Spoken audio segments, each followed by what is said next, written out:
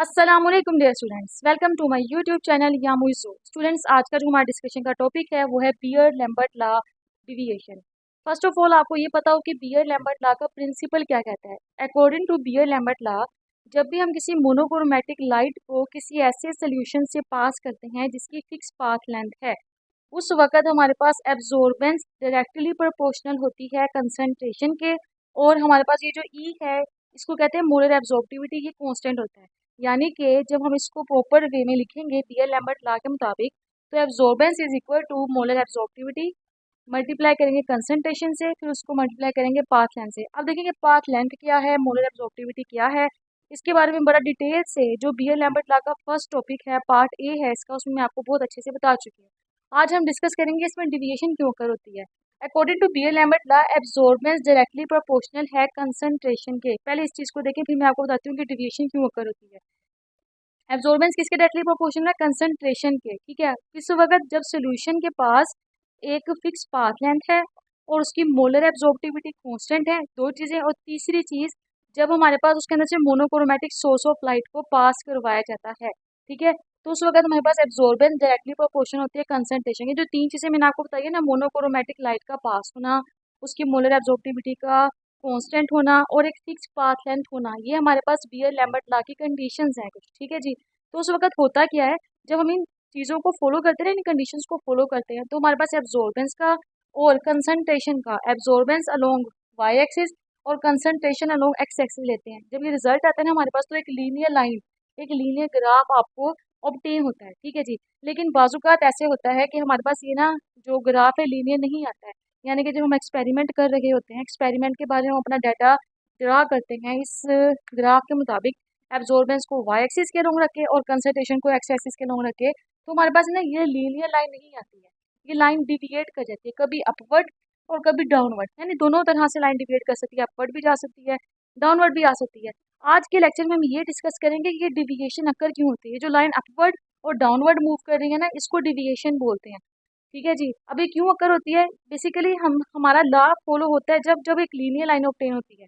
लेकिन अब वो लीनियर लाइन हमें ऑब्टेन नहीं हो रही है, तो इसका मतलब ये है कि जब हम एक्सपेरिमेंट अपना कर रहे थे ना, बियर लैम्बर्ट लॉ को फॉलो करते हुए अपना कोई भी एक्सपेरिमेंट परफॉर्म कर रहे थे, तो उस वक्त हमसे कोई ना कोई गलती हुई है, जिसकी वजह से हमारे पास ये स्ट्रेट लाइन ग्राफ नहीं आ रहा है, तो उसको हम डिविएशन कहते हैं।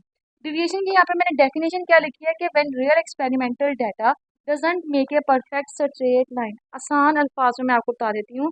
आपके पास according to Beer Lambert law result क्या आना चाहिए, एक लीनियर लाइन, एक ग्राफ आना चाहिए एब्जॉर्बेंस और कंसंट्रेशन के दरमियान। लेकिन कुछ ना कुछ ऐसी प्रॉब्लम आ जाए, कुछ ना कुछ ऐसी गड़बड़ हो जाए आपसे एक्सपेरिमेंट परफॉर्म करते हुए कि आपके पास डिविएशन अकर हो जाए, यानी कि वो स्ट्रेट लाइन ना आए, या तो वो अपवर्ड मूव कर जाए उस लाइन से, या तो डाउनवर्ड मूव कर जाए। जैसे कि आप यहाँ पे देख सकते हैं, मैंने रेड बोर्ड मार्कर से इसको बड़े अच्छे से आपको डिस्क्राइब किया है, बहुत अच्छे से मैंने आपको शो करवाया। ठीक है जी। तो उसको हम डिविएशन कह रहे हैं, यानी कि जो आपके एक्सपेरिमेंटल रिजल्ट हैं आपकी एक्सपेक्टेड वैल्यू से मैच नहीं कर रहे हैं, तो उस वक्त हम कहते हैं कि डिविएशन अकर हो गया। अब डिविएशन दो तरह की होती है, पॉजिटिव भी और नेगेटिव भी। ये आप देख सकते हैं ग्राफ से। पॉजिटिव डिविएशन का क्या मतलब होता है कि आपकी एब्जॉर्बेंस इंक्रीज हो गई है। क्या मतलब है, देखिए ना, एक एक्सपेक्टेड वैल्यू है, ठीक है, उस पर आपको एक एब्जॉर्बेंस मिल रही थी, जब उस एक्सपेक्टेड वैल्यू से एब्जॉर्बेंस बढ़ गई है, तब आपके पास कौन सी डिविएशन अकर होगी, पॉजिटिव। अब एक एक्सपेक्टेड वैल्यू से अगर वो एब्जॉर्बेंस कम हो जाए, तो उस वक्त आपको कौन सी डिविएशन अकर होगी, नेगेटिव डिविएशन अकर होगी। तो ये चीज़ याद रखनी है, पॉजिटिव डिविएशन कब अकर होती है, नेगेटिव डिविएशन कब अकर होती है। ठीक है।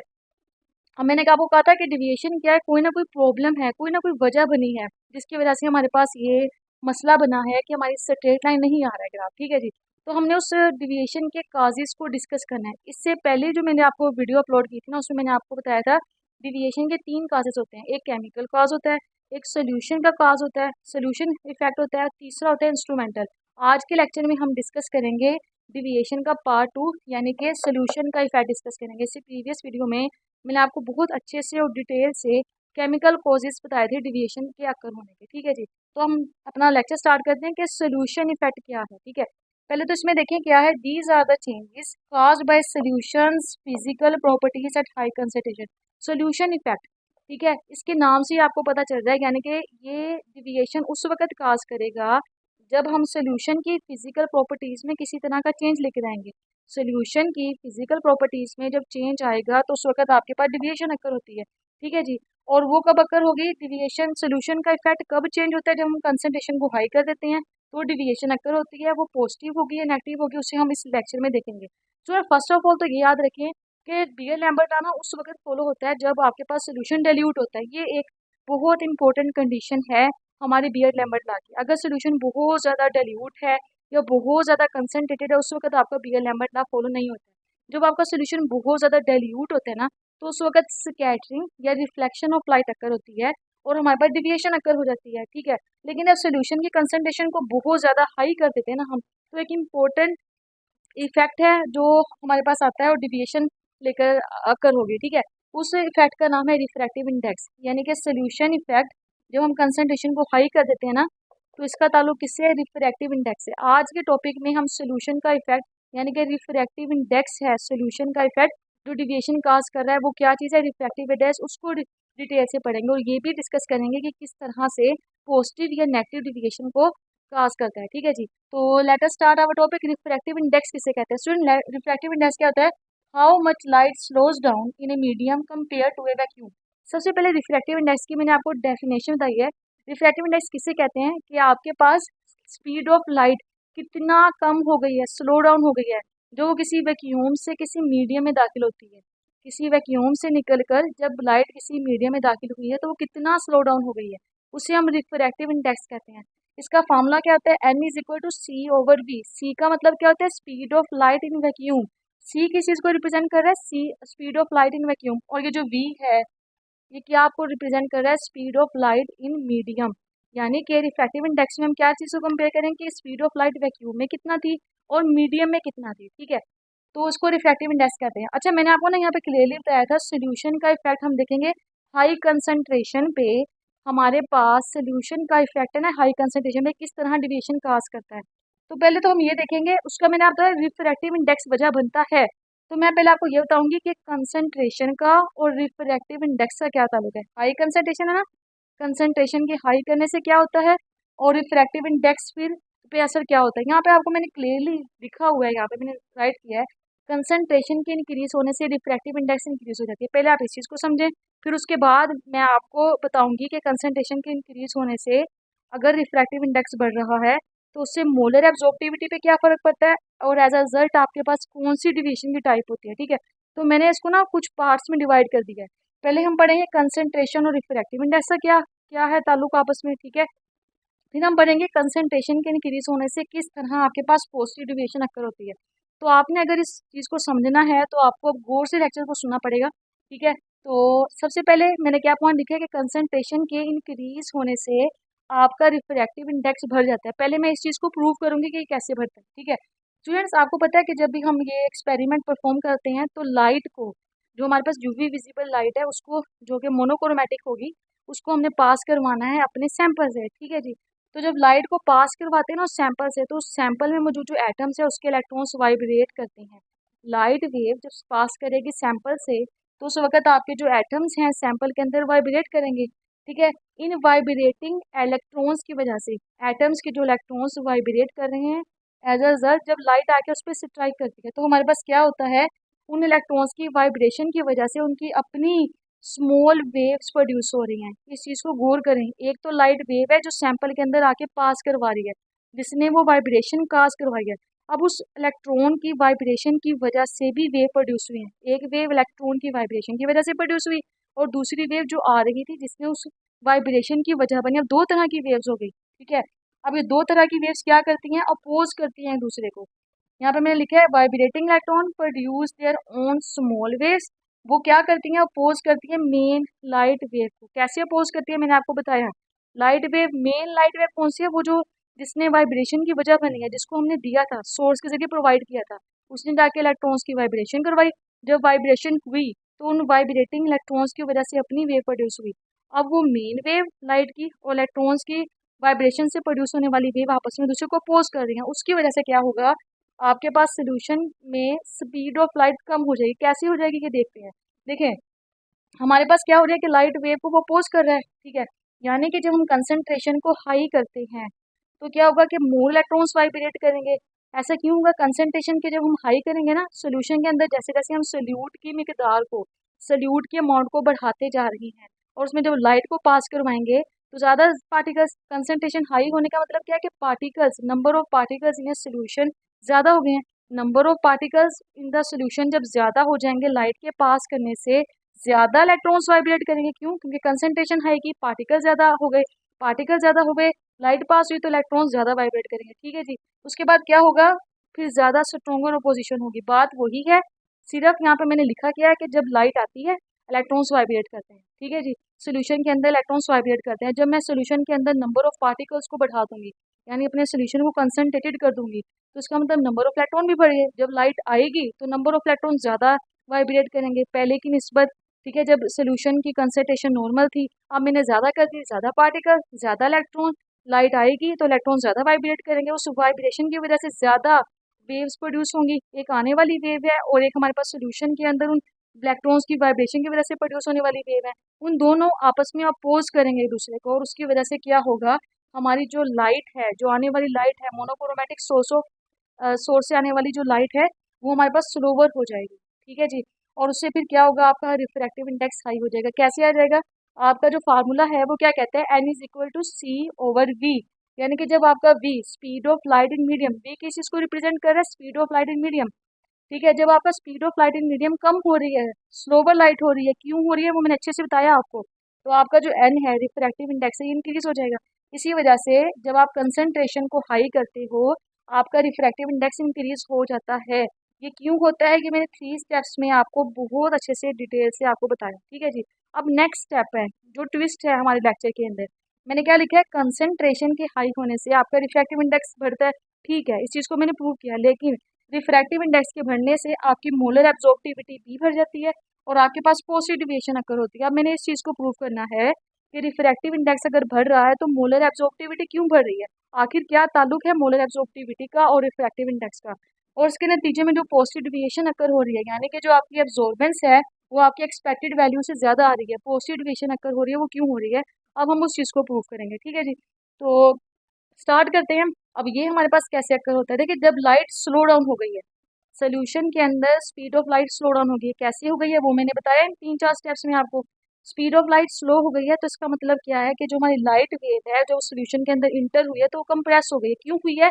सोल्यूशन के अंदर जो पार्टिकल्स है ना, उसकी मैंने कंसंट्रेशन बढ़ा दी है, तो पार्टिकल्स की कंसंट्रेशन बढ़ने की वजह से, सोल्यूशन के अंदर कंसंट्रेशन बढ़ने की वजह से पार्टिकल्स एक दूसरे के करीब करीब हो जाएंगे।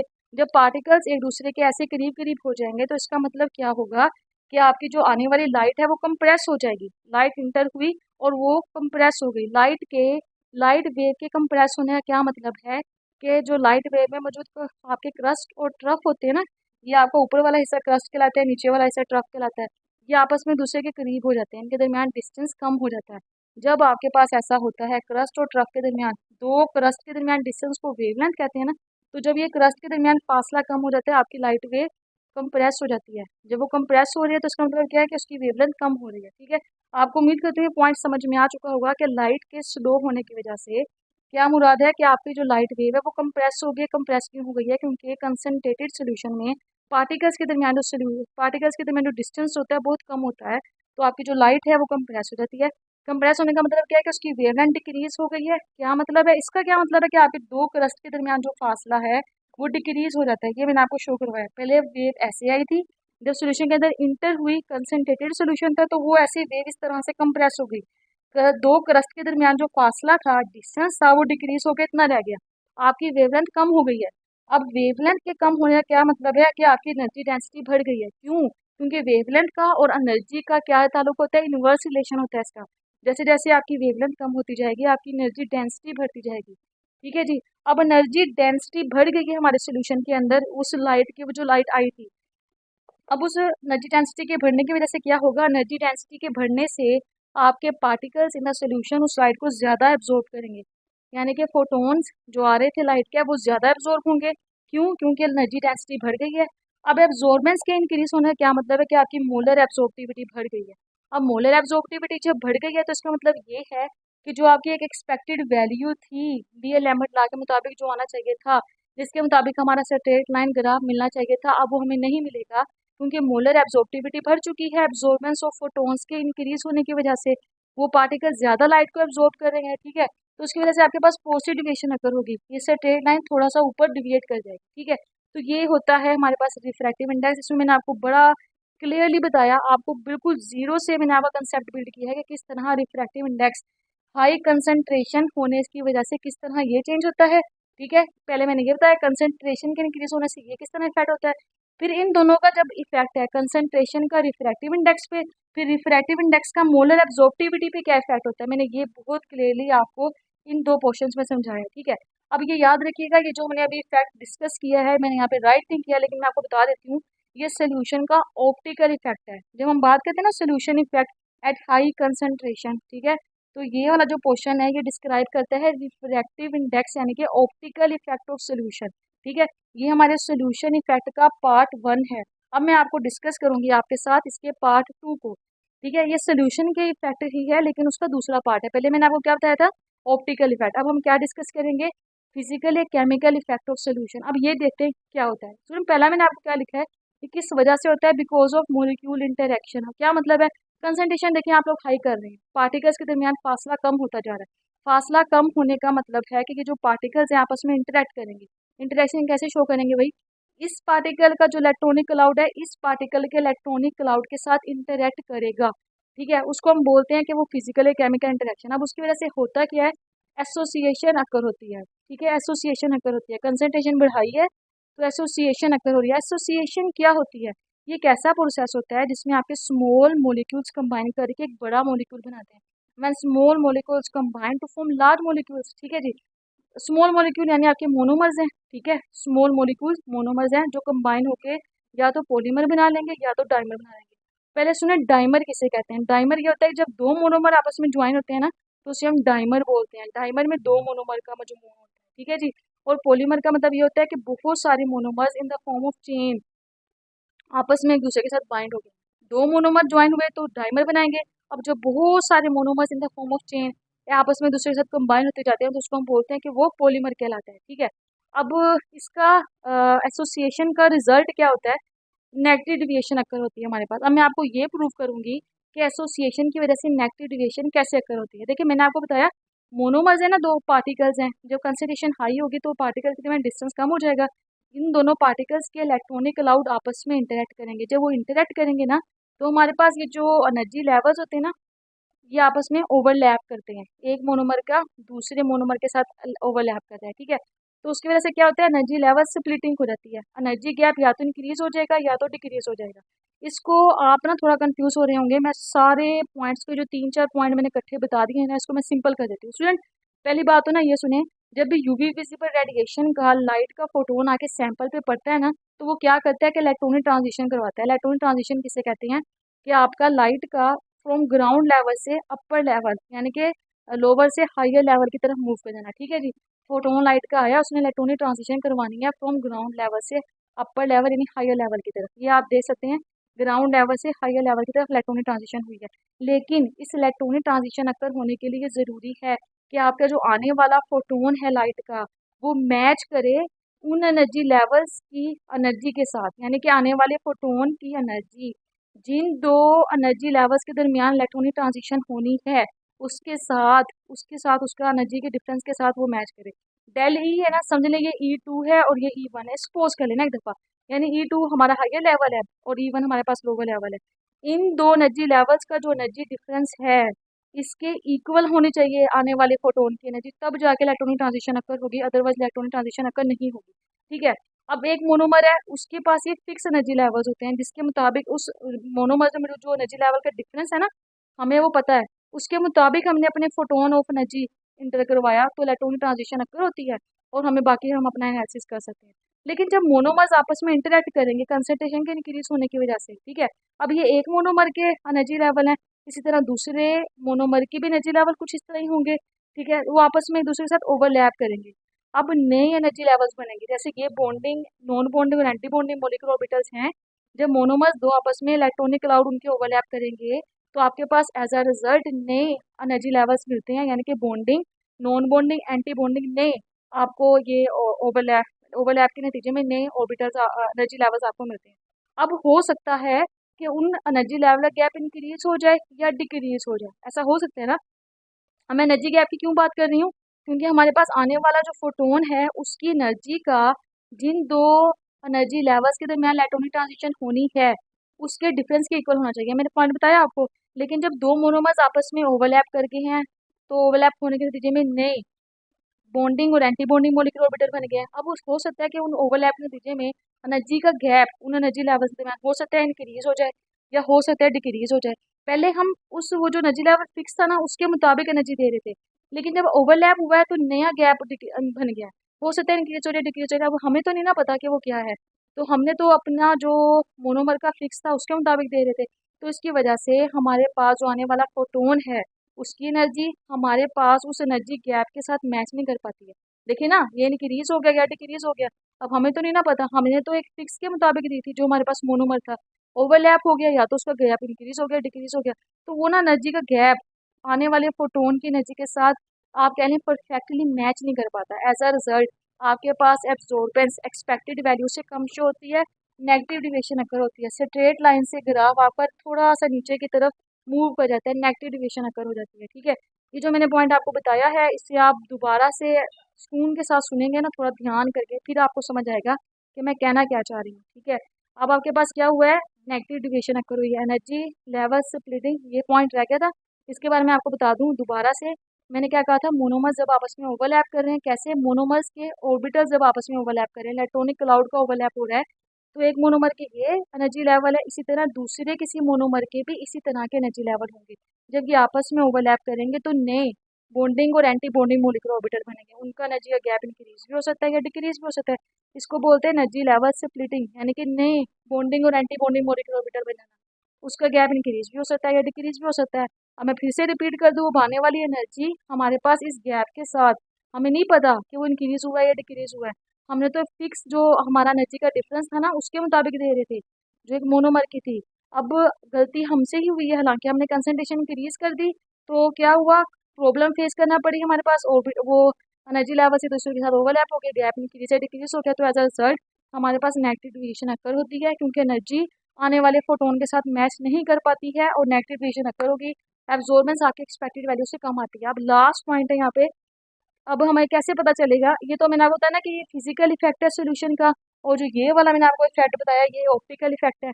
लेकिन होता दोनों हाई कंसंट्रेशन पे है, लेकिन वो हाई कंसंट्रेशन होनी कितनी चाहिए कि हमारे पास ऑप्टिकल इफेक्ट हो, यानी कि हो हमारे पास पॉजिटिव डिविएशन अकर हो, लेकिन वो कंसंट्रेशन कितनी हो कि हमारे पास नेगेटिव डिविएशन अकर हो। यानी हमें कैसे पता चलता है कि पॉजिटिव डिविएशन कब ऑप्टिकल हुई है, जब नेगेटिव डिविएशन हुई है तो वो फिजिकल इफेक्ट हुआ है। कौन सी मतलब कंसंट्रेशन की वो क्या रेंज है, तो मैंने वो यहाँ पे लिखा है। जब आपके पास मॉडरेट कंसंट्रेशन होती है ना तब आपका ऑप्टिकल इफेक्ट शो होता है। ऑप्टिकल इफेक्ट है रिफ्रैक्टिव इंडेक्स को शो करे तो जाहिर है पॉजिटिव डिविएशन अकर होती है।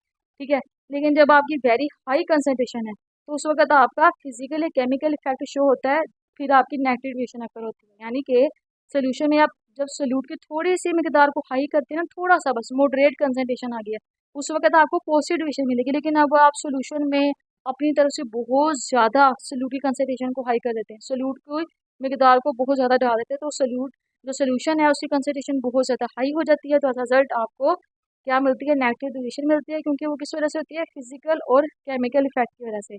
मैं उम्मीद करती हूँ कि आज का लेक्चर आपको अच्छे से समझ आ चुका होगा, क्योंकि मैंने बहुत अच्छे से बिल्कुल ज़ीरो से आपका कंसेप्ट शुरू किया। ठीक है, और उसके बाद आपको क्रिस्टल क्लियर आपका कंसेप्ट बिल्ड किया। अगर आप इस वीडियो को गौर से सुनेंगे फिर आपको ये समझ में आएगा, बातों को ध्यान से सुनेंगे। तो ये था जी आज का लेक्चर।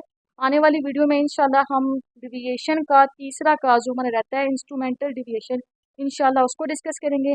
आज के लिए इतना ही। अगर मेरी आपको ये वीडियो पसंद आए तो मेरे चैनल को सब्सक्राइब करें, मेरी वीडियो को लाइक करें और उसे ज़्यादा से ज़्यादा शेयर करें। अल्लाह हाफ़िज़।